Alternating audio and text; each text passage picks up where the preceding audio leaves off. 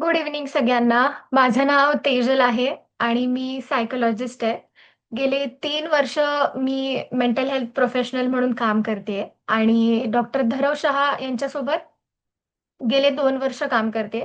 आम्ही शाळा कॉलेजेसमध्ये गव्हर्नमेंट प्रायव्हेट ॲडिक्शन प्रिव्हेन्शनवर बोलत असतो आणि त्या अनुभवानुसार मला तुम्हाला सांगायचं आहे की इथे यूथ आहे अर्धी अटेंड करणारी, काही मोठे आहेत.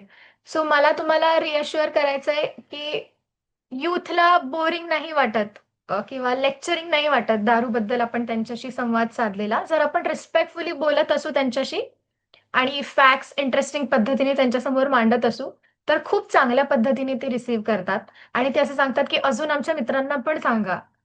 ते अजून अडकलेले आहेत या सगळ्यामध्ये. सो येस, तुम्ही सुद्धा याविषयी यूथशी बोलू शकता. ओके. सो मी सुरुवात करायच्या आधी सगळ्यांना विचारू इच्छिते, की काय-काय रिझन, काय-काय कारणं दिली जातात? यूथकडून तुम्हाला काय कारणं ऐकायला येतात, की ते का दारू पितात? अनम्यूट करा किंवा चॅट बॉक्समध्ये टाका. येस हर्षद? स्ट्रेस रिलीव्ह करण्यासाठी. स्ट्रेस रिलीव्ह करण्यासाठी. ओके. कूल वाटतं टेन्शन वरून. असतं.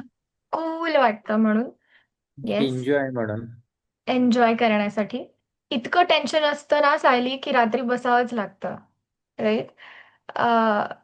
ब्रेकअप झाल्यावर करेक्ट. एक ही सहारा क्या गम का साथी दारू. ब्रेकअप हां, सगळेच करतात म्हणून. Okay. To fit in. Right. आणि अजून पण कोणीतरी काहीतरी म्हणालं कूल बनण्यासाठी. सो जेव्हा सरांच्या रिलेशनमध्ये एकीकडे लग्न होतं त्यांच्या रिलेटिव्हजमध्ये.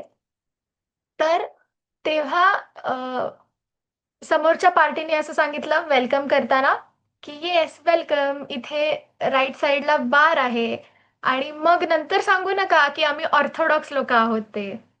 सो तुम्ही दारू पित नाही, म्हणजे तुम्ही ऑर्थोडॉक्स आहात असं समजलं जातं. सो मग कूल बनण्यासाठी ते दारू घेतात. राइट. ओके. सो जेवढं किंवा असे पण अनेकदा असं सांगतात, की "मी तंबाखू, स्मोकिंग हे सगळं हार्ड ड्रग तर नाही करत ना, दारूच घेतो यार, चिल एवढं काय आहे याच्यामध्ये?" किंवा कधीतरी पार्ट्यांमध्येच घेतो मी, बेवडा नाहीये, असं वगैरे मित्र सांगताना दिसतात आपल्याला. थोडं रिलॅक्स एवढं जर दिवसभर आपण काम करतो, तर थोडं संध्याकाळी रिलॅक्स होण्यासाठी काय आहे? आणि काहीतरी मजा कर यार तेजल, असं वगैरे पण सांगतात मित्र. एक लाईफ में कुछ तो मजा चाहिए.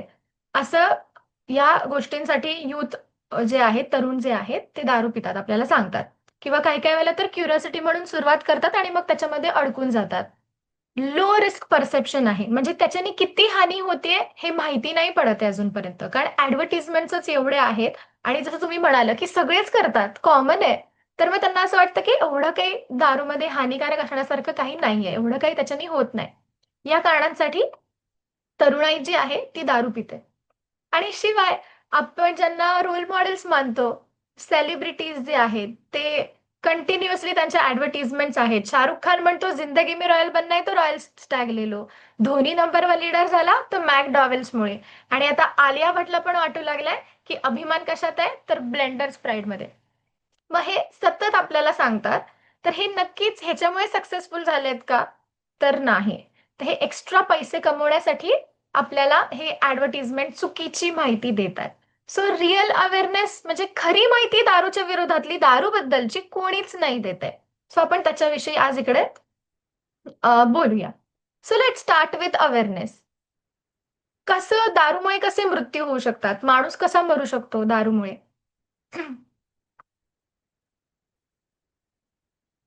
अनम्यूट कराल, चॅट बॉक्समध्ये टाकाल. ऍक्सिडेंट. ॲक्सिडेंट होतात. करेक्ट. अजून?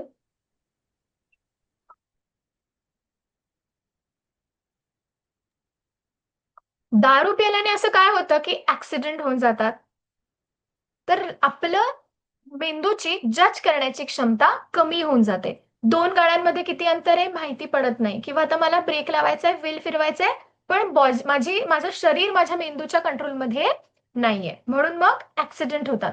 मग जर माहिती आहे, की मेंदूची आणि शरीराची क्षमता कमी होते दारूमुळे, तरी सुद्धा शिकलेली लोकं दारू पिऊन गाडी का चालवतात?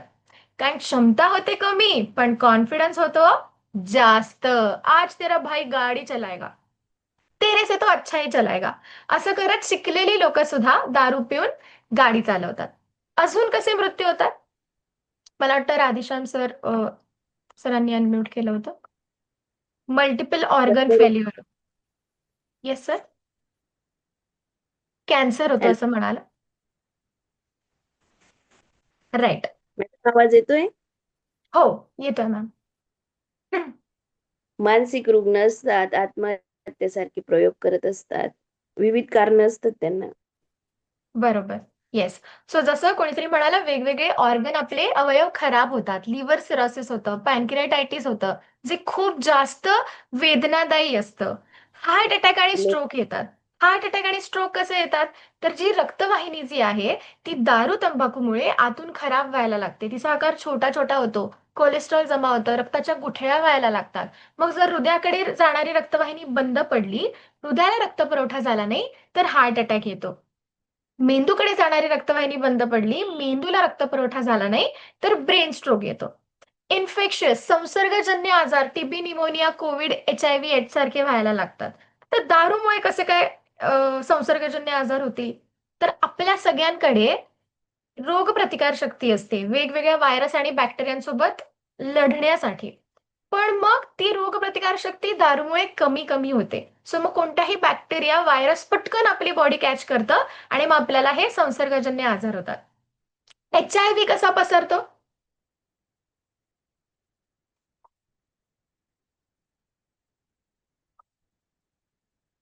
येस, अनम्यूट कराल, चॅट बॉक्स मध्ये टाकाल. HIV कसा पसरतो?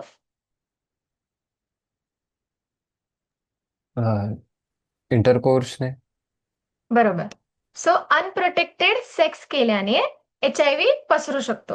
मग सर माहिती आहे की विदाउट प्रोटेक्शन सेक्स केल्याने, इंटरकोर्स केल्याने HIV पसरू शकतो, तर कोण बरं असं विदाउट प्रोटेक्शन सेक्स करेल? तर जे नशेमध्ये आहेत, ज्यांची सेन्स ऑफ जजमेंट कमी झाली आहे आणि कॉन्फिडन्स वाढला आहे, कुछ नाही होगा, तर मग त्याच्यामुळे ते असं अनप्रोटेक्टेड सेक्समध्ये अडकतात आणि HIV पसरू शकतो. कॅन्सर होतो कोणीतरी मगाशी म्हणालं. सो फक्त तंबाखूनी नाही, दारूनी सुद्धा 7 प्रकारचे कॅन्सर होतात. इथे दिसत असेल तोंड, घसा, कंठ, अन्ननळी, आतड्यांचा, लिव्हरचा आणि स्त्रियांमध्ये स्तनांचा. आणि हे मी नाही सांगत आहे. 2014चा वर्ल्ड कॅन्सर रिपोर्ट आपल्याला हे सांगतो. मर्डर्स होतात. कोणी जर ऍक्सिडेंट केलं, कोणी मर्डर केलं, तर मग बिचारे दारूची काय चुकी आहे? ती तर त्या माणसाची चुकी आहे ना, ज्याने ऍक्सिडेंट केला, ज्याने मर्डर केला. दारूची काय चूक आहे याच्यामध्ये? तर आपण विचार करू शकतो का चूक काय बरोबर काय? विवेक बुद्धी हरवून जाते. सो छोट्या छोट्या गोष्टींनी आपण भांडणं करतो, फाईट्स करतो. कित्येक लोक जेलमध्ये पश्चाताप करत बसलेत की मी तर चांगला माणूस होतो यार, माझ्याकडून हे कसं काय झालं? कसं झालं? तर दारूमुळे झालं. सो आमचं ठाम मत आहे की दारू पिणारा माणूस वाईट नसतो, तर वाईट कोण असते? दारू वाईट असते. म्हणजे नो वन किल जेसिका नावाचा जर तुम्ही मूवी बघितला असेल, तर तिकडे तो असं बारमध्ये बसलेला असतो आणि मग तो दारू पित असतो. तो बारटेंडरला बोलतो की अजून एक पेक पाहिजे. तर बारटेंडर असं म्हणते, सॉरी सर, आता बार बंद करायची वेळ आली, मी नाही देऊ शकत तुम्हाला. तर तो म्हणतो, काय? मला दारू नाही देणार तू? मला दारू नाही देणार? डिशक्याव. असं म्हणजे काहीही कारण नसताना आपण मर्डर्स, ऍक्सिडेंट्स याच्यामध्ये फसले जातो. आत्महत्या का करतात दारू पिणारे लोक? सो त्यांना असं दिसत असतं की त्यांचं फॅमिली दुःखी होतीये, त्यांचा पैसा जात चाललाय, हेल्थवर परिणाम होतोय, पण तरी सुद्धा ते थांबवू शकतात का? नाही. ते ऍडिक्शन मध्ये फसलेले असतात, व्यसनात फसलेले असतात. पण त्यांना तर असं वाटत असतं की मी जेव्हा पाहिजे ना, ठरवेन ना, तेव्हा मी दारू पिणं थांबवू शकतो. पण खरं तर असं नसतं. ऍडिक्शन मध्ये असतात ते. म्हणून ते स्वतःलाच कोसायला लागतात की काय गाढव आहे मी, इतकं सगळं दिसतंय मला माझ्या दारू पिण्यामुळे होत आहे, तरी सुद्धा मी दारू पिणं थांबवू का नाही शकत आहे? आणि मग ते गिल्ट मध्ये येऊन एके दिवशी नशेत असताना आत्महत्या करतात. त्यांच्या बायका जोडीदार का आत्महत्या करत असतील? त्या तर समजा दारू नाही पित. एखाद्या पत्नीने जर आपल्या जोडीदाराला सांगितलं की प्लीज, हे तुम्ही तर चांगले आहात पण दारू आपल्यासाठी आणि तुमच्यासाठी चांगली नाहीये, तर प्लीज तुम्ही हे नका घेऊ ना. तर मग तो नवरा असं म्हणतो का, बरं झालं बाई माझे डोळे उघडलेस, उद्यापासून पक्का बंद. असं नाही म्हणत ना. तो असं म्हणतो, तुझ्या पैशाची पितोय का, तुझ्यासारखी मिळाली म्हणून प्यावे लागतंय. असं करून तो नवरा दारू पिणं पण थांबवत नाही आणि तिचा त्रासही थांबत नाही. मग तिच्याकडे काय पर्याय असतो? आत्महत्या हाच पर्याय आहे का? तर जेवढं समाजाने दारू तंबाखूला समाजाने मान्यता दिली, तितकीच घटस्फोटाला दिली का? नाही. लहानपणापासून तिला काय शिकवलेलं असतं?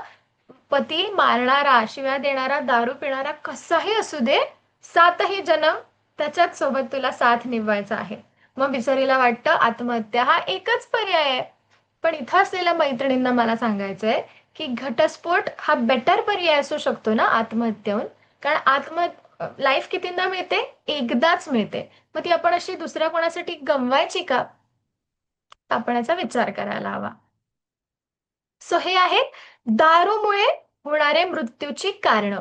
इथं दिसत असेल तुम्हाला की थोडी सुद्धा दारू, इवन लाईट अल्कोहोल कन्झम्पशनने स्तनांचा कॅन्सर होण्याची रिस्क, धोका जो आहे तो 30 ते 50% वाढतोय. इथे तुम्ही बघू शकता की ओरल कॅन्सर असं वाटतं आपल्याला फक्त तंबाखूमुळे होतो. तर नाही. ओरल कॅन्सरचे जेवढे मृत्यू होतात त्यातले 26% ओरल कॅन्सरचे मृत्यू हे दारूमुळे होत आहेत. 18% मर्डर, 18% सुसाईड दारूमुळे होत आहेत. मग समाज आनंदी आहे दारूमुळे की सॅडनेस वाढतोय, दुःखी होतोय अजून, ज्याला आपण कूल पार्टी ड्रिंक असं म्हणतो. त्याच्यामुळे समाजामध्ये सॅडनेस जास्त वाढत चाललेला आहे. गोव्याला लोक दारू पार्टी करायला जातात स्वस्त मिळते म्हणून, पण मग ड्राउनिंगचे पण तर मृत्यू, बुडून पण मृत्यू होतात. सो जेवढे पण बुडून मृत्यू होतात त्यातले 12% जे मृत्यू आहेत ते दारूमुळे होत आहेत. किती मृत्यू होत आहेत? 30 लाख दर वर्षाला. म्हणजे प्रत्येक 10 सेकंदामध्ये एक मृत्यू होतोय. आपण आता 1 तास जर बोलणार असू त्याच्यात 360 मृत्यू दारूमुळे झालेले असणार. मग तरी सुद्धा लोक दारू का पीत चाललेत? तर त्यांना असा चुकीचा भ्रम असतो की ऍडिक्शन वगैरे होतं बाबा, किंवा लोक मरतात वगैरे, पण माझ्यासोबत असं नाही होणार, असं त्यांना वाटत असतं. मला सांगा, तुमच्यापैकी इथे जे कोणी आपण इथे अटेंड करतोय, तुमच्यापैकी कोणी असं आकाशातून टपकलंय का अचानक? किंवा ते मूवी मध्ये दाखवतात तसं सुपर पॉवर आहेत का आपल्याकडे? नाही ना. जो जो चाखेल दारू त्याला त्याला त्याची सवय लागणार आहे. हे म्हणजे असं झालं ना की मी जिभेवर साखर ठेवते आणि मी चॅलेंज देते की ही साखर गोड नाही लागणार. शक्य आहे का? नाही शक्य. कारण साखर ही गोडच असते, तिचा तो गुणधर्मच आहे. तसंच दारू सुद्धा सवय लावणारीच असते. त्यामुळे ती पिऊन चाखून आपल्याला त्याची सवय लागणार नाही अशी गॅरंटी देता येत नाही. मग असं अनेकांचं म्हणणं असतं की जे इल्लीगल ड्रग्ज आहेत ना त्याच्याने जास्त हानी होते. तर बघूया, खरं खरं लीगल कायद्याने मान्यता दिलेल्यांची त्यांनी जास्त हानी होतीये की जे कायद्याने बंदी केलेले आहेत त्यांनी जास्त हानी होतीये? इथे बघत असाल तुम्ही, भारतामध्ये ओपिओइड, कॅनॅबिस हे ना बंदी केलेले आहेत, लिगली अलाउड नाही आहेत कायद्याने. तर त्याच्या यूजमध्ये, त्याच्या वापरामध्ये किती लोक अडकलेत? तर हे लाखांमध्ये आहेत. पण दारू तंबाखू जे कायद्याने मान्यता दिलेले आहेत आपल्याकडे, लीगली ओपनली त्याचं चालू असतं, त्याच्यामध्ये करोडो लोक जे आहेत त्याच्यामुळे त्रासात आहेत. सो जास्त नुकसान जे लीगल ड्रग्ज आहेत त्याच्याने जास्त होत आहे. आणि इथे आपण बघू शकतो की तुम्ही असं म्हणत असाल की खूप लोक घेतात दारू, सो आम्हाला काय याच्याबद्दल सांगताय? जर खूप लोक दारू घेतात तर तेवढेच लोक त्याच्यातून सफर सुद्धा करतायत. Global burden of disease study आहे. म्हणजे जगभरातले टॉपचे सायंटिस्ट जे आहेत वेगवेगळे रिसर्च स्टडी अभ्यासतात आणि मग त्याच्यात असं सापडलं की 25 ते 50 या वयोगटामध्ये लवकर मृत्यू होण्यामुळे आणि डिसेबिलिटी आल्यामुळे जे काही आयुष्याची वर्ष आपण गमावतो त्याचे 4 रिस्क फॅक्टर्स आहेत. त्यातलं टॉपचं पहिलं कोणतं आहे? दारू. आणि चौथं कोणतं आहे? तर तंबाखू.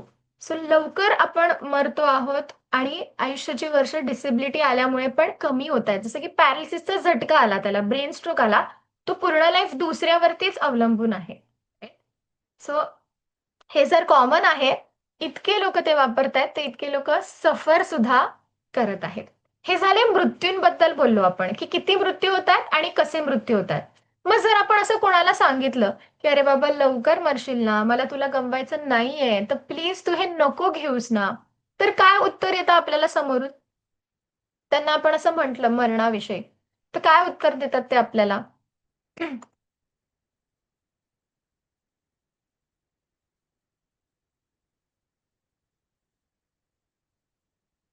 कधी ना कधी मरायचंच आहे. थँक्यू निशांत. सो असं त्यांना म्हणतात कधी ना कधी जायचंच आहे. जल्दी मरेंगे ना, जब तक जिएंगे ऐश करके जिएंगे. राईट. सो बघूया की जगत असताना पण जे दारू पिणारे आहेत ते दारू न पिणाऱ्याहून जास्त खुश असतात का? तर बघूया हा की जगत असताना पण जीवनाचा दर्जा ते कसा कसा कमी करत जातात. इथे तुम्हाला दिसत असेल की डोक्यापासून पायापर्यंत तऱ्हेतऱ्हेचे आजार होत आहेत. अल्सर होतोय, मेमरी आपली निघून जाते, अग्रेसिव्ह होतोय आपण. मगाशी आपण बघितलं काय काय अवयव खराब होत आहेत. मग हे दुखतंय, ते खराब झालंय. तर खरंच आपण एन्जॉय करू शकतो लाईफ? इथे आपण अटेंड पण शांततेने करू शकलो नसतो.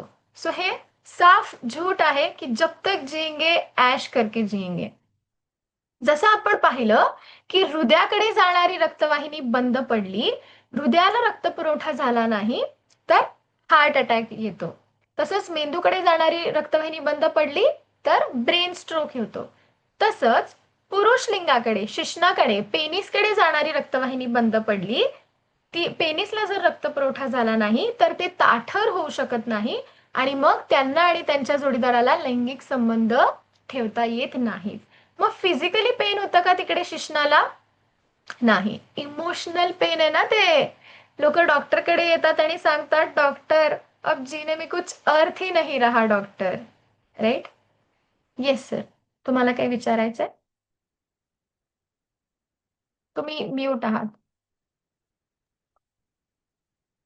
No ma'am. ओके ओके, चुकून झालंय. आणि ह्यालाच नपुंसकता असं म्हणतात, जी पुरुषांमध्ये यायला लागते दारूमुळे. आणि इनफर्टिलिटी म्हणजे नवीन जन्म प्रजनन क्षमता जी आहे ती मुलांमध्ये मुलींमध्ये दोघांमध्येही कमी कमी व्हायला लागते. एनर्जी ड्रिंक आहे का दारू? तर अर्थात नाही. ते स्टॅमिना कमी करताय, मसल्स हार्ट आपले वीक होत आहेत, तर आपली एनर्जी सुद्धा कमी होते. तुम्ही जर स्पोर्ट्स खेळणारे असाल, फुटबॉल खेळणारे असाल, तर हळूहळू तुमची ती क्षमता कमी होत जाणार आहे. जे लोक दारू पितात त्यांचे दिवसाला किती रुपये खर्च होत असतील? तुमचा अंदाज काय आहे?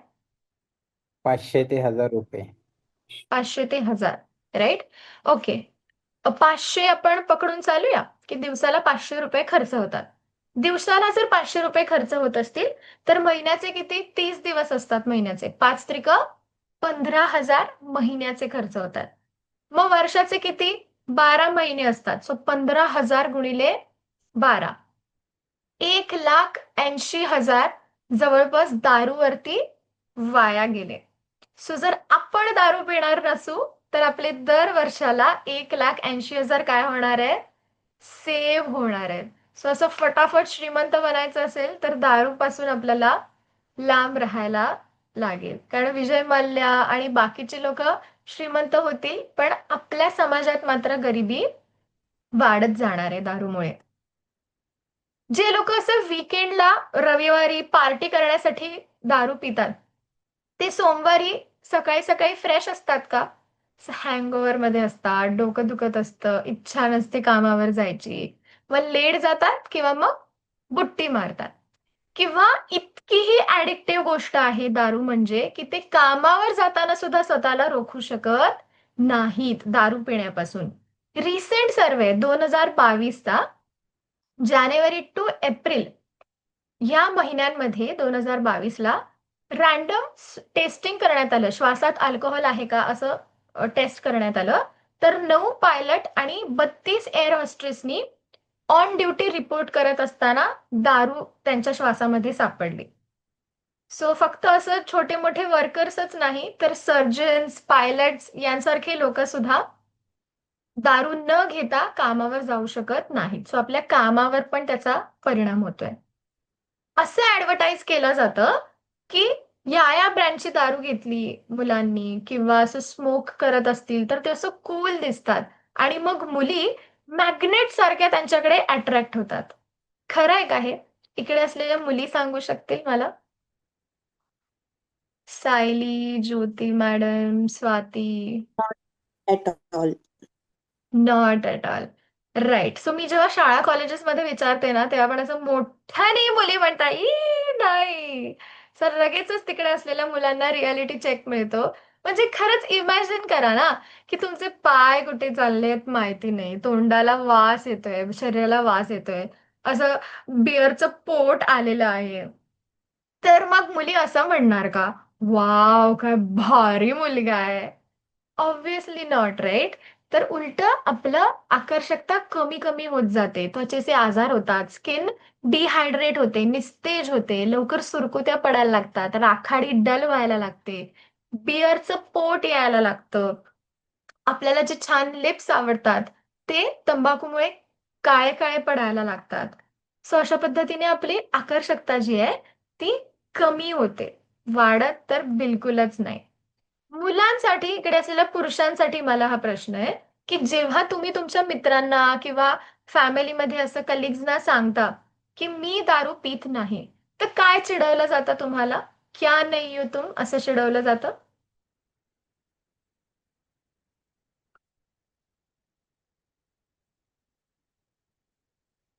मर्द नाही हो तुम असं चिडवलं जातं, राईट? सो मर्दानगीचे समाजाने जे जे काही लक्षणं दिलेली आहेत, काय काय बघतो आपण? मुलगा बघायला जातो जेव्हा लग्नासाठी तेव्हा बघतो एकतर सुंदर दिसतो का, ताकदवाला आहे का, पैसे कमवतो का, नुसतंच पैसे नाही, कुठल्या प्रोफेशन क्षेत्रामध्ये जॉब करतो, लैंगिक क्षमता आहे का, हे सगळं दारूमुळे काय होऊन जात आहे? कमी कमी होत आहे. आत्ताच आपण पाहिलं मागच्या स्लाइड्स मध्ये. सो मग अर्थात ज्याच्या आधारावर ती मर्दानगी ठेवली आहे ती मर्दानगी पण काय होतीये? कमी होतीये. सो मग जर कोणी आपल्या मर्दानगीवर सवाल उठवला तर म्हणायचं मी मर्द आहे आणि मला मर्दच बनून राहायचं आहे म्हणून मी हे नाही घेते. तुला पण तुझी मर्दानगी टिकवून ठेवायची असेल तर तू पण याच्यापासून दूर राहा. आता हे दोन चित्र आहेत.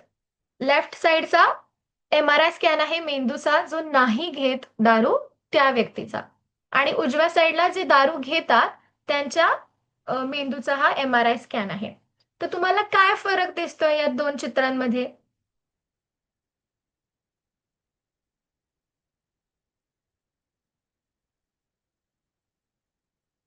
बाकीचे लोक पण बोलू शकतात. गणेश सर, अजून कोण आहे इथे? मोट्रोला माहिती नाही, सॉरी, कोण आहे? Swati ma'am, Dongarjakar sir.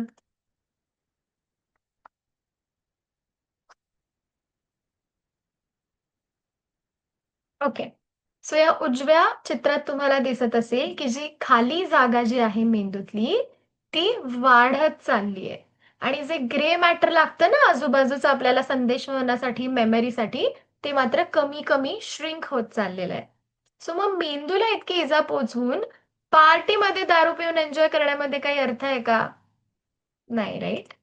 So मेंदूला इजा पोचते म्हणून डिप्रेशन, एन्झायटी, चिंता, नैराश्य, पॅनिक अटॅक सारखे, स्मृतीभ्रंश यांसारखे आजार बिनबुलाय मेहमांसारखे आपल्याला व्हायला लागतात. त्यातलाच एक महत्वाचा आहे ज्याच्याविषयी बोललं जात नाही, संशयाचा आजार, डिल्युजन ऑफ इन्फर्टिलिटी, ज्याच्या माइल्डर व्हर्जनला, सौम्य स्वरूपाला मॉर्बिड जेलसी असं म्हणतात. म्हणजे एखादी व्यक्ती जर काही वर्षापासून दारू पिते तर ती आपल्या जोडीदारावरती संशय घ्यायला लागते. एवढा वेळ झाला कुठं होतीस? तो बाजारात भेटलेला माणूस कोण होता? तुझा फोन का बिझी येत होता? अशा पद्धतीचा संशय घेते. आणि मग दारू पिणाऱ्या व्यक्तीचे आई वडील सांगत असतात की ती चांगली आहे, तिला फसवत नाहीये, तरी सुद्धा ते विश्वास ठेवू शकतात का? नाही, कारण त्यांचा कुठं परिणाम झालेला असतो? मेंदूवर परिणाम झालेला असतो. मग याच्यावरती उपाय काय? आता इथे जे कोणी तरुण जमलेत ज्यांचे जोडीदार निवडून झालेले नाहीयेत तर ते जोडीदार निवडताना हा पण एक क्रायटेरिया त्यांनी चेक करायला पाहिजे की मी जर दारू पित नाही तर मला जोडीदार पण कसा हवाय, दारू न घेणारा हवाय. कारण स्वतःच्या पायावर कोणाला कुऱ्हाडी मारून घ्यायला आवडेल का? जे लोक ठरवतात की मी कधी कधी ऑकेजनलीच पिणार, त्यांचं काय असं स्वप्न असतं का मी मी ना फ्युचरमध्ये जाऊन ना गटरमध्ये जाऊन लोळणार, रस्त्यावर जाऊन पडणार, अशी स्वप्न तर ते नाही बघत ना. त्यांना कधी कधीच कंट्रोलमध्येच दारू प्यायची असते पण ते त्यांच्या हातामध्ये नसतं. सो म्हणून आपल्याला हा एक उपाय करावा लागेल. आता 25च्या आधी सगळ्यांना अशी विनंती असेल की त्यांनी एकदाही दारूला चाखायचं नाही. कारण की 15च्या आधी जर एकदाही चाखलं तर 40% रिस्क असते ऍडिक्शन मध्ये फसण्याची. मग मॅडम 21 नंतर बसू का? तर नाही, तेव्हाही 10% रिस्क असतेच ऍडिक्शन मध्ये फसण्याची. पण 25 पर्यंत आपला मेंदू काय होत असतो? डेव्हलप होत असतो. म्हणून आपल्याला आपले पालक आणि शिक्षक सांगत असतात चांगल्या सवयी लावा, चांगलं अक्षर काढा. कारण या वयात ती सवय लागली तर आयुष्यभरासाठी सोबत राहणार. मग तसंच दारू प्यायची सवय पण या वयात लागली, आयुष्यभरासाठी सोबत राहणार, सोडणं मुश्किल होऊन जाणार. आणि आता तुम्ही जितकं पटपट लक्षात ठेवू शकताय, असं शिकू शकताय, तुमचे भावना हाताळू शकताय, त्या सगळ्या क्षमता तुमच्या कमी कमी होत जाणार. ओके. सो दारू स्वतःमध्ये हानिकारक आहेच, पण ती ना एक गेटवे ड्रग सारखं ऍक्ट करते. म्हणजे काय? तर तुम्ही समजा दारू पिताय आणि एका पार्टीमध्ये गेलेला आहात, तर मग तुमची मैत्रीण तुम्हाला विचारते की और हाय चाहिए क्या? तिकडे ब्राऊन शुगर असते, गांजा असतो. मग तुम्ही नाही म्हणणार आहात का? नशेमध्ये तुम्हाला अजून हाय पाहिजे असणार आहे. सो मग तुम्ही ते घ्यायला लागणार. सो तुम्ही असंच अजून हानिकारक नशिल्या पदार्थांकडे जात राहता. सो ते एक गेट ओपन करतं. तुम्ही त्याच एका पदार्थावरती नाही राहत. सो ते गेटवे ड्रग सारखं ऍक्ट करतं आणि मग तुमच्या जीवनाला वेगळीच दिशा मिळते. तुम्हाला तेच लोक आवडतात जे हे सगळे पदार्थ वापरतात. ओके. सो काही ना गैरसमज असतात. असं तुम्ही वाईन बद्दल ऐकलं असणार की थोडी थोडी दारू हृदयासाठी चांगली आहे. तर असे पण अभ्यास आहेत जे म्हणतात की थोडी थोडी दारू हृदयासाठी चांगली आहे. आणि असे पण अभ्यास आहेत जे म्हणतात थोडी सुद्धा दारू हृदयासाठी चांगली नाहीये. मग जास्त कोणते येणार न्यूज मध्ये स्टडीज? तर सॅडली जे म्हणतात की थोडी थोडी दारू हृदयासाठी चांगले ते येतात, कारण ते अल्कोहोल इंडस्ट्रीने स्पॉन्सर केलेले असतात. आणि अशा अभ्यासांमध्ये, रिसर्चमध्ये, अभ्यास पद्धतींमध्ये त्रुटी सापडलेल्या आहेत.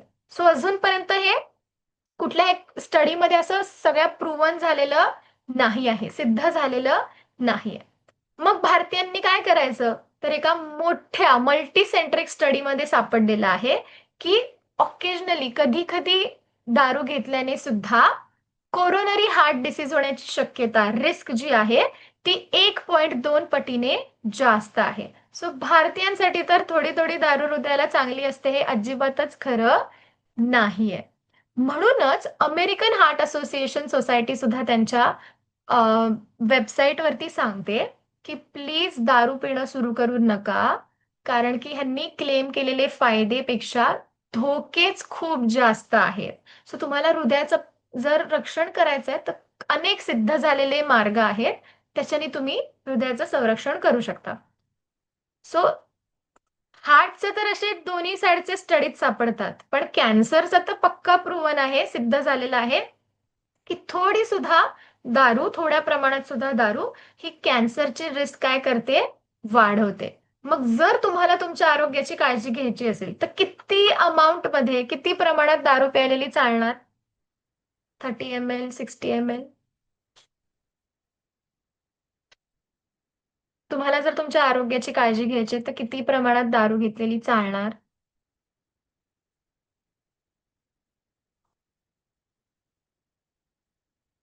Unmute chat box.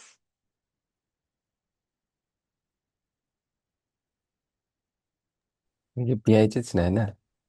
Right. Zero amount मध्ये, no amount of alcohol, right. Thank you so much. So इथे MRI स्कॅन्स पण आहेत मेंदूचे इतक्या प्रौढांवर केलेले. ते असं सांगतात की एक ड्रिंक दिवसाला केलं तर जेव्हा तुम्ही 50व्या वयाला असता तर तुमचा मेंदू अर्ध्या वर्षांनी म्हातारा झालेला असतो. 2 ड्रिंक दिवसाला घेत असाल दारूचे तर तुमचा 50व्या वर्षी मेंदू जो आहे तो 52.5 अशा वर्षाचा झालेला असतो. 4 ड्रिंक दिवसाला पिताय तुम्ही, तर 50व्या वर्षी तुमचा मेंदू 60 वर्षांचा झालेला असतो. 10 वर्षांनी म्हातारा झालेला असतो. सो इतकं मेंदूवरती सुद्धा त्याचा परिणाम होतोय. मग असं म्हणतात काही लोक की सगळ्यांनाच नाही ऍडिक्शन होत. बरोबर आहे, सगळ्यांनाच ऍडिक्शन नाही लागत. पण समजा 100 लोक आहेत तिथे आणि 100 लोक सगळे दारू पितात, तर त्यातल्या 15 ते 20 जणांना कन्फर्म ऍडिक्शन होतं. हा छोटा नंबर आहे का? तर नाही. 100तले 15-20. आणि त्या 15% लोकांमध्ये आपण येऊ की नाही हे सांगता येत नाही. कारण ऍडिक्शन ही बिमारी आहे, आजार आहे, व्यसन.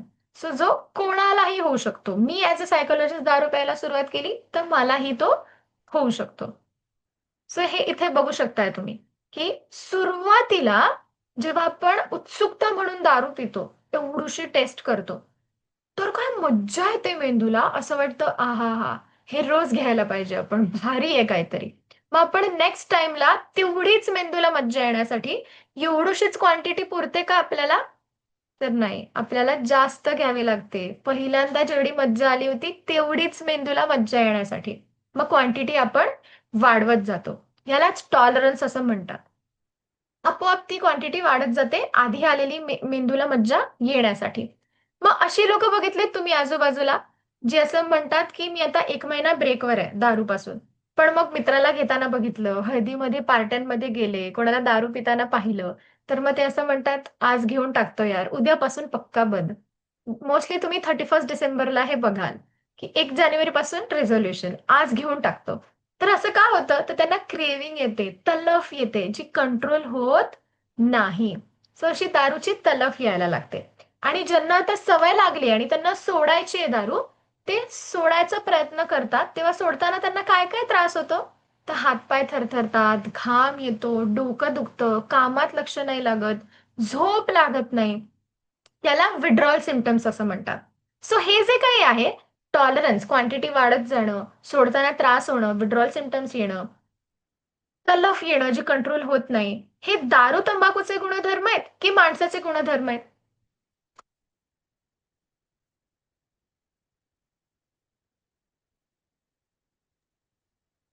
दारू तंबाखूचे. Yes, thank you so much. कारण माणसाचे गुणधर्म असते, तर मी त्या माणसाला ऍपल दिला, सफरचंद दिला, तर तो असं करतो का? हे ऍपल पाहिजे, ऍपल पाहिजे, 2 पाहिजे, 3 पाहिजे, अजून पाहिजे, असं नाही करत ना.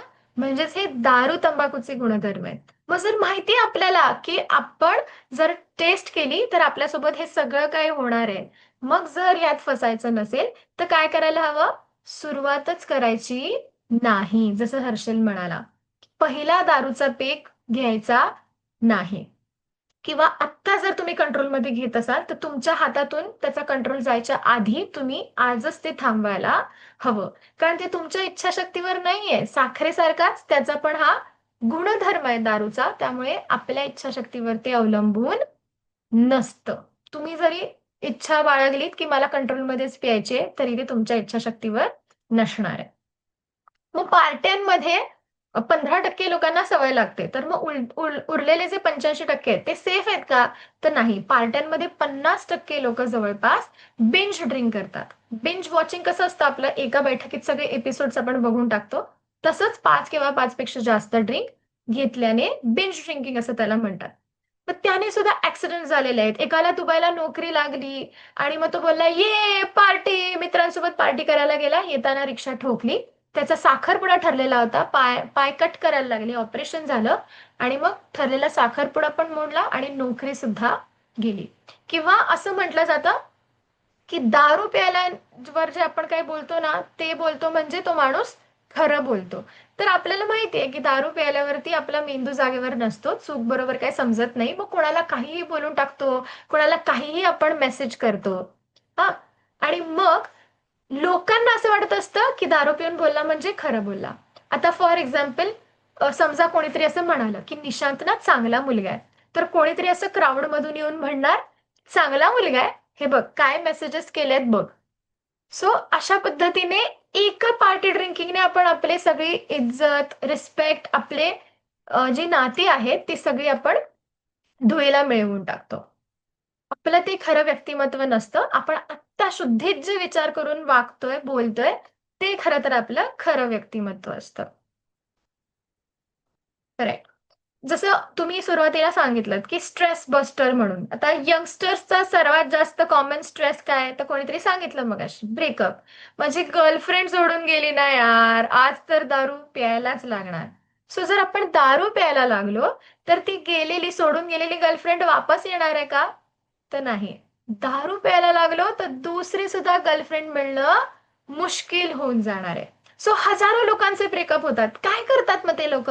मित्रांशी बोलतात, त्यांच्यासोबत टाइम स्पेंड करतात. काही लोक मला सांगतात मी जिमला जातो, म्हणजे सेल्फ केअरवर फोकस करतात, UPSC क्रॅक करतात, बेसिकली करिअरकडे लक्ष द्यायला लागतात.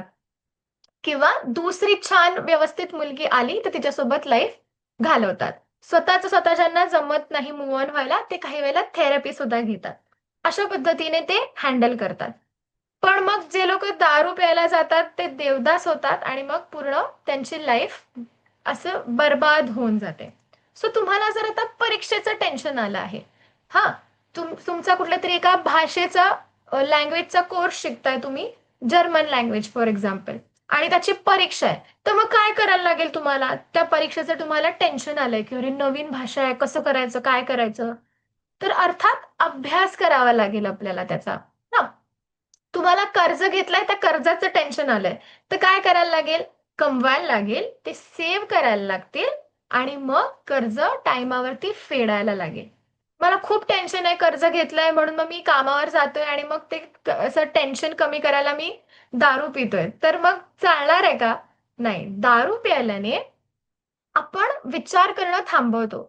सो असं वाटतं सगळं टेन्शन निघून गेलंय.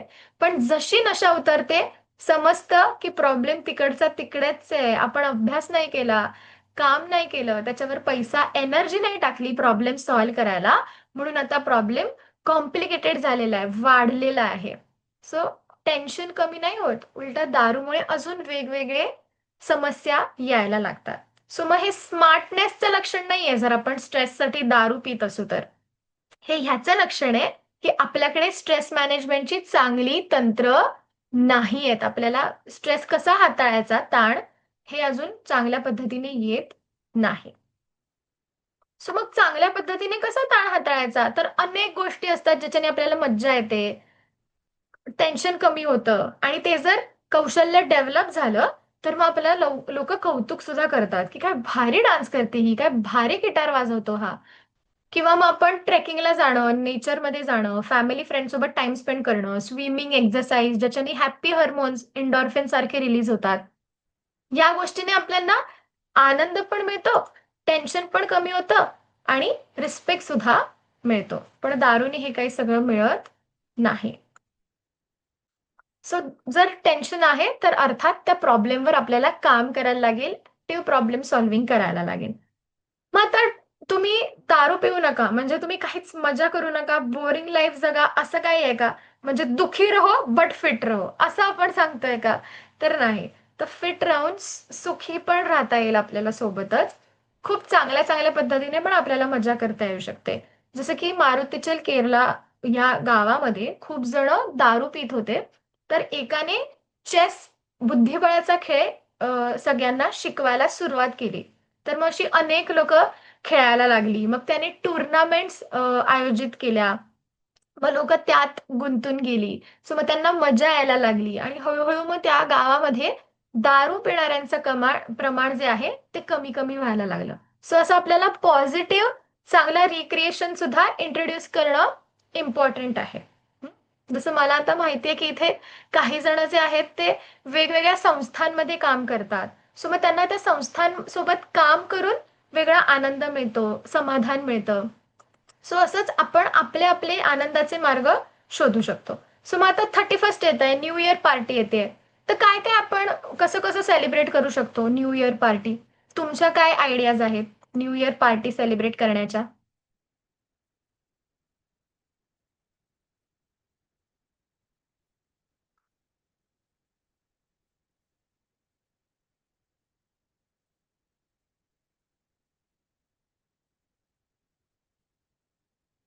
Card games. Card games. Okay. Yes Jyoti ma'am.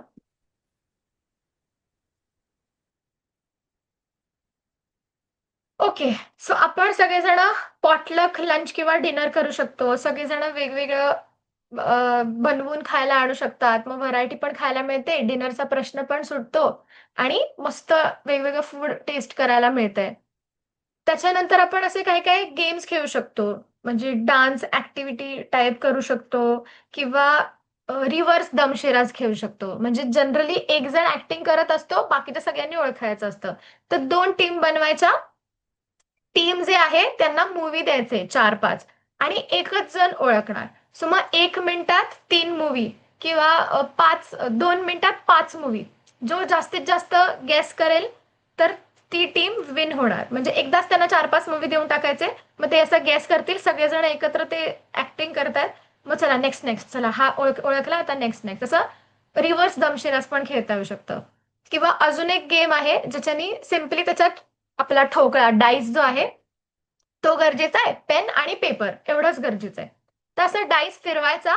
सगळेजण एक एक जण, प्रत्येकाला चान्स मिळणार. 6 पडेपर्यंत तो डाईस सगळ्यांनी एक एक आपल्या बारी बारीने फिरवायचा.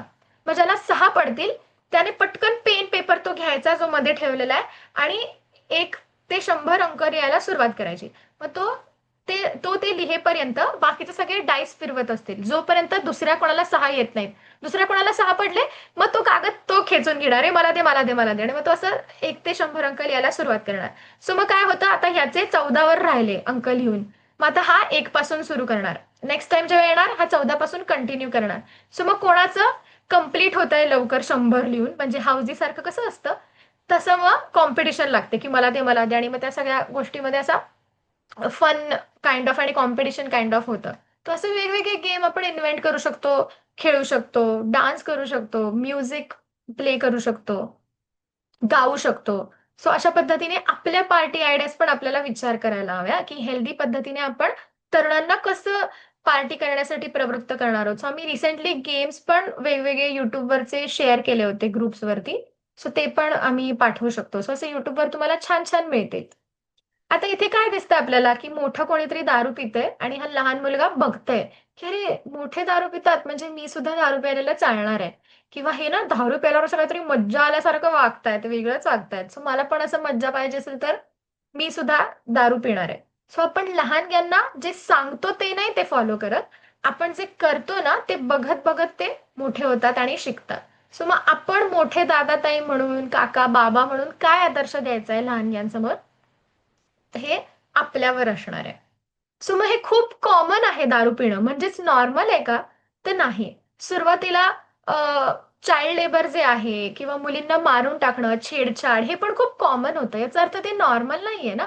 जे जे चांगलं आहे आपल्यासाठी आणि समाजासाठी ते आपण बिनधास्त प्रमोट करणार.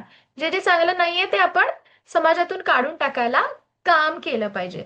मग कसं करू शकतो? तर अनेक सेलिब्रिटी आणि डॉक्टर्स, सक्सेसफुल लोकांनी सांगितलेलं आहे, की त्यांना कसं नुकसान झालेलं आहे दारू तंबाखूने. रिसेंटलीच रणबीर कपूरने सांगितलं की मुलीसाठी मी बंद करतोय. बीबीके वाईन्स मधला भुवन बाम सांगतो, मी बाबांना अल्कोहोलिझम मध्ये बघितलंय तर मी कधी हिंमत सुद्धा करणार नाही त्याला टच करायची. कपिल शर्मा आपल्या सगळ्यांना माहिती असेल, ज्याचा कॉमेडी शो चालतो. तर त्याचा कॉमेडी शो मध्यंतरी बंद झाला होता, कारण तो पण असंच रिलॅक्सेशनसाठी रात्री दारू घ्यायचा, त्याला सवय लागली आणि मग शो बंद करायला लागला.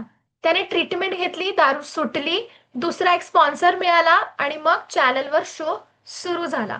असंच सगळ्यांचीच दारू सुटते असं नाही, सगळ्यांनाच दुसरा चान्स मिळतो असं नाही, राईट? किंवा जावेद अख्तर सुद्धा सांगतात की 10 वर्ष माझी दारू पिण्यामुळे वाया गेली, मी नवीन भाषा किंवा कुठलं तरी वाद्य शिकू शकलो असतो, असं सुद्धा ते त्यांच्या इंटरव्ह्यू मध्ये सांगतात. सचिन तेंडुलकर, विराट कोहली सारखे क्रिकेटर्स त्यांच्या इंटरव्ह्यूज मध्ये सांगतात की आम्ही या गोष्टींना आमच्या लाईफमध्ये आयुष्यात थारा देत नाही. सो अशा सेलिब्रिटीजची उदाहरणं आपण स्प्रेड करू शकतो. सो आपण त्यांचा जो वापर आहे तो डिनॉर्मलाइज करायला पाहिजे. मग कसा करू शकतो डिनॉर्मलाइज? ते जे कोणी रिस्पेक्टेबल व्यक्ती आहेत तुमच्यासारखे, जे छान छान काम करतात, लोक त्यांना अप्रिशिएट करतात, तर त्यांनी स्वतःचं उदाहरण समाजाला देऊन ते एक चांगला पायंडा घालू शकतात. जसं माझ्या एका मैत्रिणीच्या बाबतीत असं झालं, की तिचा मामा दारू पितो, तिची कझिन आहे ती दारू पिते, कझिनचा होणारा नवरा सुद्धा दारू पितो. मग तिने आणि तिच्या मोठ्या बहिणीने असा स्टँड घेतला की तुम्ही इंडिव्हिज्युअल चॉईस असेल तुमची की तुम्हाला तुमच्या लाईफमध्ये दारू प्यायची की नाही, पण ऍज अ फॅमिली आपण हळदीला लग्नाच्या वेळी कझिनच्या दारू नको ठेवूया. कारण आमचे रिलेटिव्ह नातेवाईक जरी असले ते तरी हळदीला डान्स करताना आम्हाला सेफ वाटत नाही. आणि जर आपण ऍज अ फॅमिली दारू ठेवतोय तिथे हळदीमध्ये, तर आपल्या पुढच्या पिढीसाठी लहानग्यांसाठी आपण हे नॉर्मलाइज करतोय की चालतं दारू प्यायलेलं. सो मग हे स्ट्रॉंग स्टँड त्या मैत्रिणीने आणि तिच्या बहिणीने घेतल्यामुळे मामा लोकांनी विचार केला आणि चक्क जिची लग्न होतं तिचे बाबा, तिचा होणारा नवरा दारू पिणारे असताना सुद्धा त्यांनी हळदीमध्ये दारू ठेवली नाही. सो आपल्यापासून, आपल्या बर्थडे पार्टी, लग्नापासून आपण हे सुरुवात करू शकतो की आपल्या पार्टींमधून हे रिमूव्ह करू शकतो आणि तरी सुद्धा कशी मज्जा करता येईल आपल्याला हे याविषयी करू शकतो. सो एडिक श्रीलंका नावाची संस्था आहे, त्यातल्या महिलेचं पण एक उदाहरण आहे ज्याची रील आम्ही पॉवरफुल ज्ञानवर पोस्ट केली आहे. ती तुम्हाला त्याच्यात ती गोष्ट ऐकायला मिळेल. तुम्हाला ते आवडलं तर तुम्ही इतरांना सुद्धा ते पाठवू शकता. अजून एक इफेक्टिव्ह स्ट्रॅटेजी काय होऊ शकते समाजाच्या लेवलला, तर कुठल्या देशामध्ये जास्त नुकसान होत आहे दारूमुळे, भारतात की युएसए मध्ये? काय वाटतं, जास्त नुकसान कुठे होत असेल, भारतामध्ये की युएसए मध्ये? भारतात. भारतामध्ये होत असेल. आणि असं का वाटतं भारतात का होत असेल? पॉप्युलेशन. नाही, पॉप्युलेशन जास्त म्हणून नुकसान जास्त असं नाही. प्रिव्हलन्स वाईज, प्रपोर्शन वाईज कुठे जास्त नुकसान होत असेल?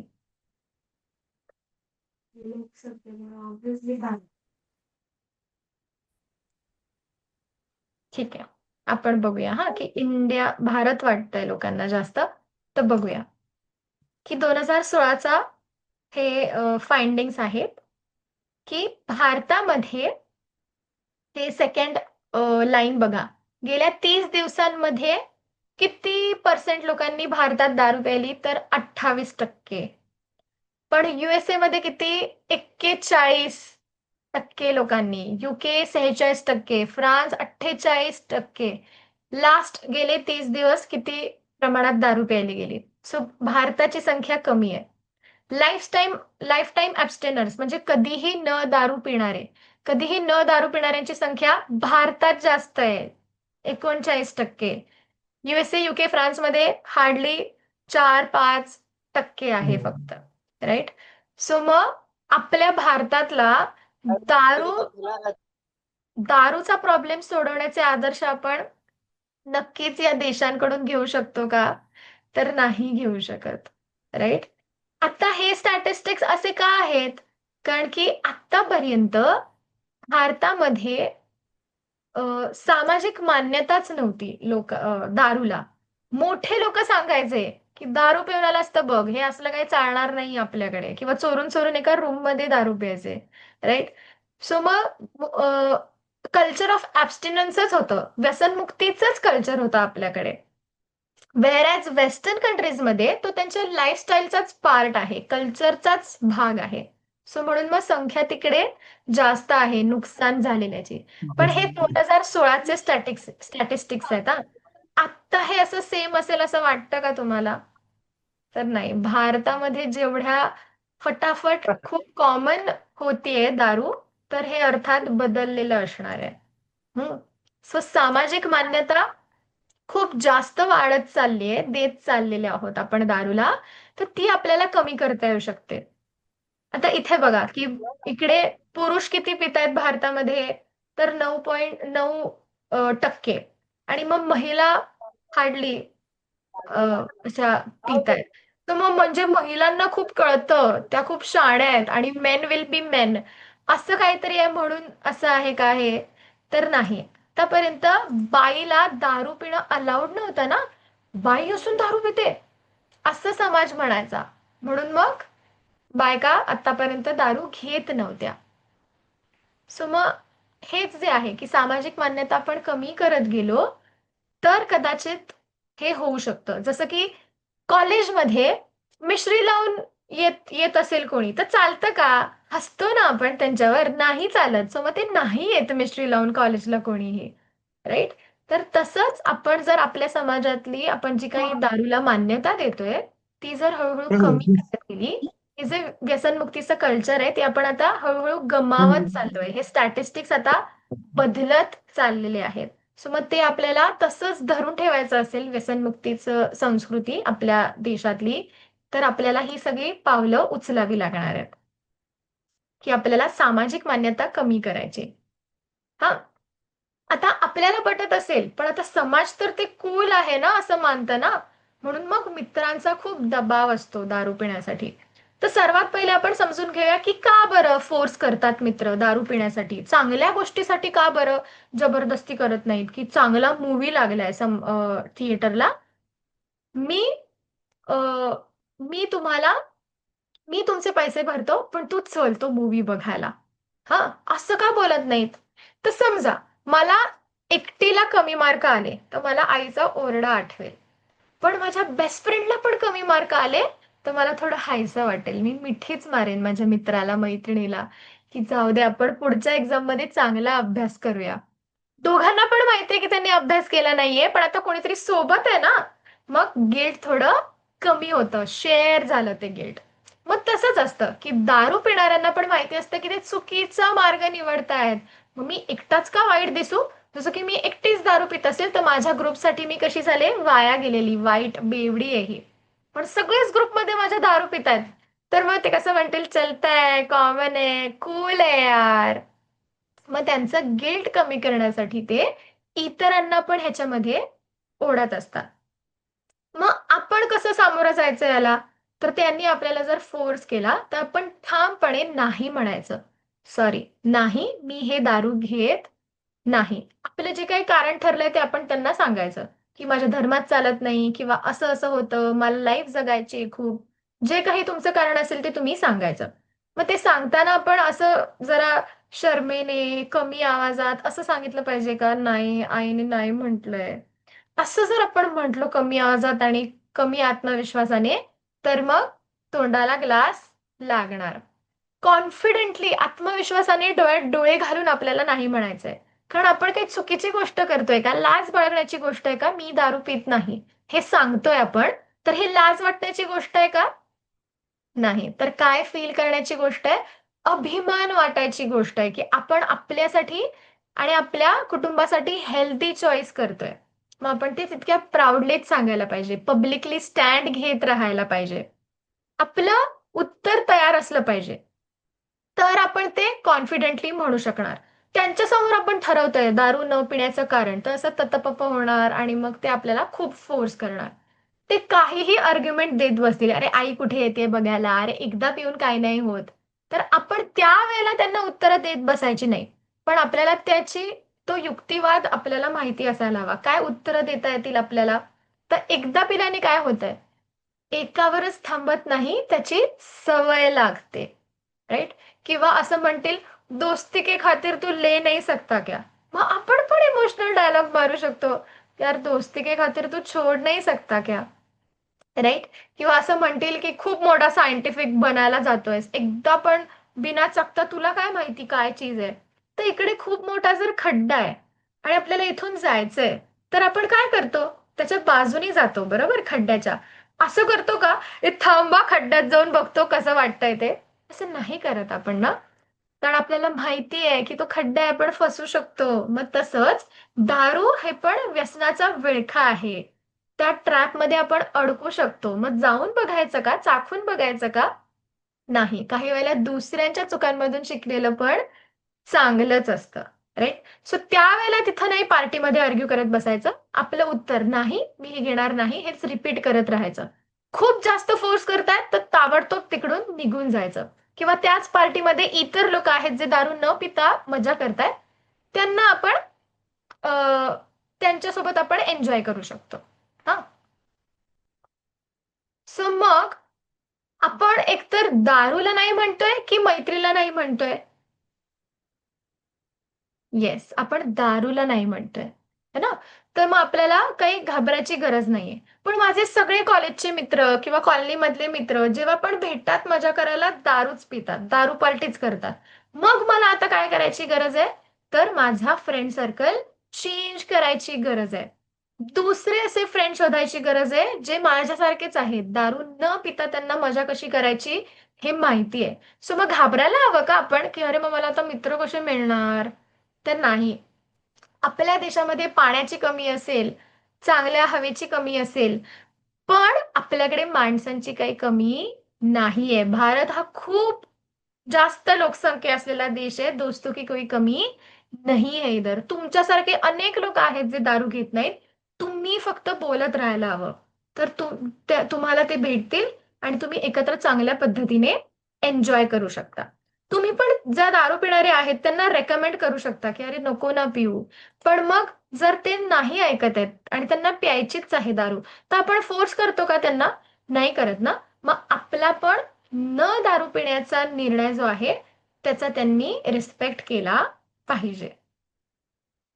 आता मोस्टली आपल्या आजूबाजूचे लोकं जे असतात, त्यांना आपण जर असं क्रिटिसाइज करून सांगितलं ना दारूविषयी, तर मग ते ऐकत नाहीत आपल्याला, की काय ह्यांचं रोज दारू-दारूचं चालू असतं. पण त्यांना आपण त्यांच्यासोबत एम्पथाइज केलं, की मला माहिती आहे, की सगळे लोकं घेतात. मग तुला असं भीती वाटत असेल किंवा माहिती आहे हे कॉमन आहे, तुझी पण काय चुकी आहे. असं एम्पथाइज करून रिअश्युअर केलं आपण त्यांना, की आपण त्यांना जज नाही करत आहोत आणि जर अपील करायला गेलो, तर कदाचित ते आपल्याला ऐकण्याची शक्यता जास्त असू शकते. सर्वात आधी त्यांना आपण विचारू शकतो, की "काय कारण आहे? तुम्ही का घेता रे दारू? काय मिळतं तुम्हाला ह्याच्याने?" मग मला ना काहीतरी माहिती आहे ह्याच्याबद्दल. तर मग थोडं आपण डिस्कस करूया का? असं काही जबरदस्ती नाहीये. आपण फक्त डिस्कस करूया. तुमचा निर्णय असेल. सो आणि मग त्यांना जे काही प्रश्न पडलेत त्याची कन्व्हिन्सिंग उत्तरं देण्यासाठी पण आपली तयारी असली पाहिजे. म्हणून आज आपण हा विषय इतका डिटेलमध्ये बघतोय. सो अशा पद्धतीने एम्फाथाइज करून, आपली चिंता व्यक्त करून, की "मला काळजी वाटते यार, माझा मित्र आहेस तू. मला तुला लवकर गमवायचं नाहीये." सो मग आपण बोलूया का ह्याच्याबद्दल? असं काळजी व्यक्त केली, इमोशनल अपील केलं, तर कदाचित ते ऐकण्याची तयारी दाखवतात. पण आपण जर क्रिटिसाइज केलं, की "हां, दारू पी के आया, मला नाही बोलायचं." तर ते नाही बोलणार, राइट? सो आपण जज न करता रिस्पेक्टफुली, इमोशनली 1-2दा अपील करू शकतो का? असं आपल्याला बघायला हवं. तर मग कदाचित त्यांच्या भावना दुखावणार नाहीत. मग बिअर हे फ्रूट ज्यूस आहे की दारू आहे? तर अर्थात दारू आहे. पण मुलं काय म्हणतात, "मी तर फक्त बिअरच पितो." किंवा मुली काय म्हणतात, "मी फक्त ब्रीझरच पिते." तर असं का म्हणतात? त्यांना असं वाटतं त्याच्यात कमी प्रमाणात दारू असते. तर बघायला गेलं तर बिअरमध्ये माईल्ड कॉन्सन्ट्रेशनमध्ये दारू असते. म्हणून मग बिअरचं एक ड्रिंक जे आहे, ते मोठं असतं एवढं. व्होडकामध्ये हायर कॉन्सन्ट्रेशनमध्ये दारू असते. तर मग व्होडकाचं एक ड्रिंक केवढं असतं? एवढूसच असतं, शॉट्समध्ये असतं. मग बिअरच्या एक ड्रिंक आणि व्होडकाच्या एक ड्रिंकच्या आकारावर जायचं का? साइजवर जायचं का? तर नाही. बिअरच्या एक ड्रिंक आणि व्होडकाच्या एक ड्रिंकमध्ये दोघांमध्येही समानच प्रमाणामध्ये दारू असते. बिअरनी सुरुवात होते, किक मिळत नाही, वाईन, रम, व्हिस्की, व्होडकाकडे जातो. व्होडकाने पण आता पैसे संपले, पण ॲडिक्शन काही संपत नाही. मग ताडीमाडीवरती जगावं लागतं. सो बिअर सुद्धा दारू आहे. जसं लिंबू सरबतात आपण लिंबू कमी पिळला तर माइल्ड सरबत बनतं. जास्त लिंबू पिळला तर जास्त स्ट्राँग कॉन्सन्ट्रेटेड सरबत बनतं. तर तसं काहीसं हे आहे, की बिअरमध्ये माईल्ड कॉन्सन्ट्रेशनमध्ये असल्याने ड्रिंकची साइज मोठी असते आणि व्होडकामध्ये हायर कॉन्सन्ट्रेशनमध्ये असल्याने एका ड्रिंकची साइज व्होडकाची कमी असते. येस. सो मग अजून काय-काय करू शकतो? तर त्या तरुणांशी बोलताना ना, त्यांच्याच आजूबाजूची तुम्ही उदाहरणं देऊ शकता, की आपले ते काका बघ, ते लवकरच कसे गेले किंवा तो मित्र बघ, आता कसा घरी बसलाय. सो अशा जवळची तुम्ही त्यांना उदाहरणं दिली, तर ते कदाचित रिलेट करू शकतील किंवा आजूबाजूचे कित्येक तरुण मुलं दारू पिऊन ॲक्सिडेंटनी गेलेले असतात. सो त्यांची उदाहरणं देऊ शकता. आतापर्यंत आपण जे काही फॅक्ट्स डिस्कस करतोय रिसर्च बेस, तर ते छान पद्धतीने त्याची तयारी करून ती उत्तरं द्यायला आपली तयारी असली पाहिजे. आणि आपण सुद्धा असे फॅमिली, फ्रेंड्स चूज करूया, जे नाही दारू घेत आणि आपल्या पार्टींमधून, हळदीमधून हे रिमूव्ह करूया आणि मग डिनॉर्मलाइज करायचा प्रयत्न करूया. सोशल मीडिया जे फ्रीमध्ये आहे सगळ्यांकडे, आलिया भट, शाहरुख खान सारखे फॉलोअर्स नसतील, पण काहीतरी भारी फॉलोअर्स असतीलच आपले, जे आपल्याला मानतात की हा हुशार पोरगा आहे किंवा ही छान मुलगी आहे. तर ते आपण जर सांगितलं तर मग ते काहीतरी विचार करू शकतील की अरे हा बोलतो, ही बोलते, जे काहीतरी पॉइंट आहे.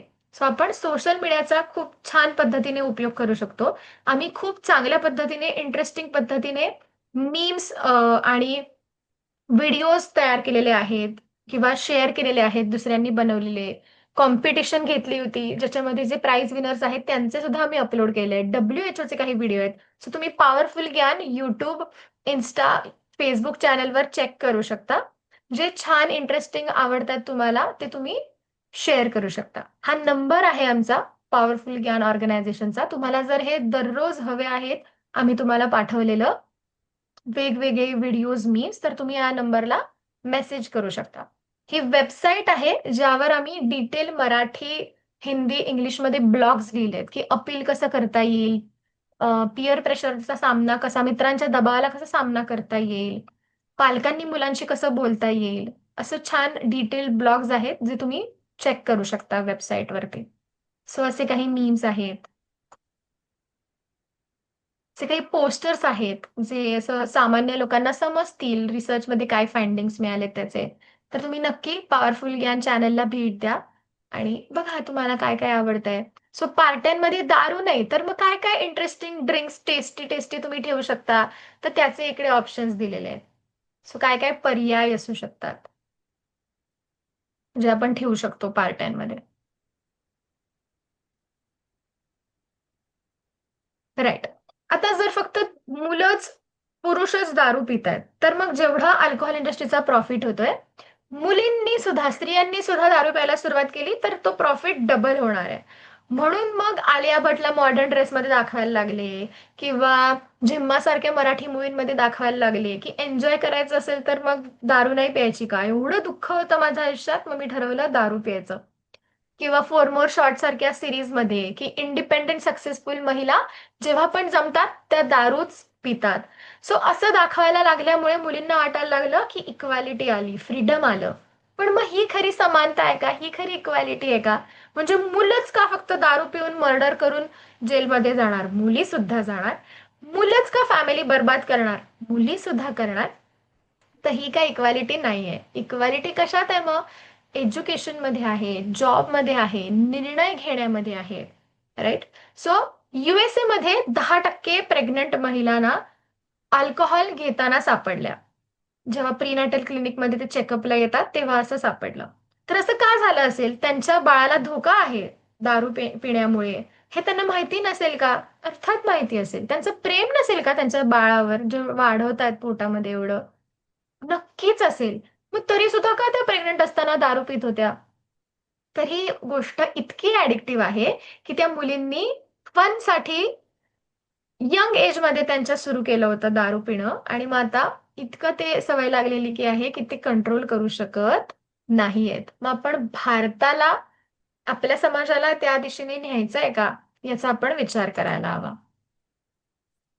सो अनेक आपल्याला रिसर्च स्टडीज बघायला मिळतात. सो त्या रिसर्च स्टडीजवरती, या एवढ्या मोठ्या पुराव्यावरती आपला डिसिजन घ्यायचा की आजूबाजूला असे मोजके हातांच्या बोटांवर मोजण्या इतपत असतात जे अजूनपर्यंत जगतायत, स्मोक करून सुद्धा, दारू पित असून सुद्धा अजूनपर्यंत धडधाकट आहेत आणि जगतायत, लवकर मेलेले नाहीयेत. तर त्या अशा मोजक्या उदाहरणांवरती आपला निर्णय घ्यायचा. चॉईस आपला आहे. प्रत्येक नियमाला अपवाद असतात आणि असे खूप मोजके अपवाद आपल्या आजूबाजूला असणार आहेत. मग त्याच्या आधारावर घ्यायचा की एवढा मोठा डेटा, एव्हिडन्स, रिसर्च सांगतायत, ह्याच्यावरती आपण आपला निर्णय घ्यायचा. सो मग एनर्जी ड्रिंक सुद्धा सवय लावणारेच असतात आणि सेफ नसतात, कारण की त्याच्यामध्ये खूप जास्त प्रमाणात कॅफीन असतं, शुगर असते. रेडबुल, स्टिंग सारखे जे एनर्जी ड्रिंक्स आहेत, तर त्याने सुद्धा आपलं वेट गेन होणं, डायबिटीस होणं. तुम्ही 1-2 नाईट्स मारायच्या आहेत, डेकोरेशन करायचंय म्हणून रेडबुल घ्याल काम करण्यासाठी, पण मग तुमची स्लीप सायकलच बिघडून जाणार आहे त्याच्यामुळे. सो ते स्लीप प्रॉब्लेम्स येणं, anxiety, depression, mood swings, high BP, असे अनेक आजार यायला लागतात कारण त्याच्यामध्ये खूप जास्त प्रमाणामध्ये कॅफेन आणि शुगर असते. सो ते एनर्जी ड्रिंक सुद्धा आपल्यासाठी सेफ नाही आहेत. नॉन अल्कोहोलिक बिअर सुद्धा सेफ नाहीये कारण त्याच्यामध्ये एवढ्या पर्सेंटमध्ये तर दारू असते बाय डेफिनेशन आणि त्याची टेस्ट ना रिअल बिअर सारखी त्यांनी केलेली असते. मग ते नवीन कस्टमर्स अट्रॅक्ट करण्याची त्यांची स्ट्रॅटेजी आहे की आपण आधी नॉन अल्कोहोलिक बिअर घेणार, मग आपल्याला ते छान वाटणार, तर आपण रिअल बिअरकडे वळणार जी सिमिलर टेस्ट वाली आहे ती. तर नॉन अल्कोहोलिक बिअर पण तितकी सेफ नाही आहे. सो येस, हे आमचे चॅनल्स आहेत इंस्टाग्राम, फेसबुक आणि यूट्यूब. सो तुम्ही त्यांना भेट देऊ शकता. छान रील्स, मीम्स आहेत, पोस्टर्स आहेत, जे तुम्हाला आवडतील ते तुम्ही स्प्रेड करू शकता. आणि ही एक छान छोटीशी फिल्म आहे ॲनिमेटेड, ती आपण इथे बघूया. सो ह्या वेगवेगळ्या स्ट्रॅटेजीज असू शकतात यूथला मोटिवेट करण्यासाठी, जे आपण आज बोललो.